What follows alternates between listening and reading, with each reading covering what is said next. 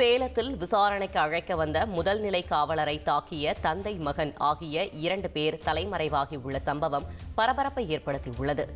எடப்பாடி அருகே உள்ள லக்ஷ்மண கவுண்டனூரில் வசிக்கும் கந்தசாமி மற்றும் செல்லம்மாள் ஆகிய 2 தரப்பினர் இடையே மோதல் நிலவி வந்தது.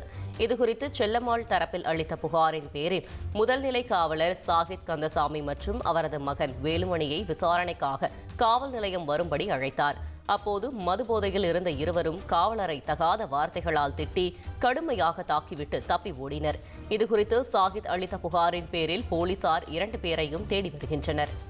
கல்வி நிதி விவகாரத்தில் மத்திய மாநில அரசுகளை கண்டித்து கோவையில் மண்டியிட்டு பிரம்பால் அடிவாங்கி மன்னிப்பு கேட்கும் நூதன போராட்டம் நடைபெற்றது. கட்டாய கல்வி உரிமை சட்டத்தின் கீழ் நிதியை விடுவிக்காத மத்திய அரசை கண்டித்து மாணவர்கள் போராட்டம் நடத்தி வரும் நிலையில் அவர்களிடம் மன்னிப்பு கேட்கும் வகையில் கோவை மாவட்ட ஆட்சியர் அலுவலகம் முன்பு மறுமலர்ச்சி மக்கள் இயக்கத்தினர் ஆர்ப்பாட்டம் நடத்தினர். அப்போது சாரிமா மன்னித்து விடுங்கள் என்ற வாசகங்கள் அடங்கிய பதாகைகளை கழுத்தில் அணிந்து கொண்டு பிரம்பால் அடிவாங்கி சாரிமா என்று முழக்கமிட்டு போராட்டம் நடத்தினர்.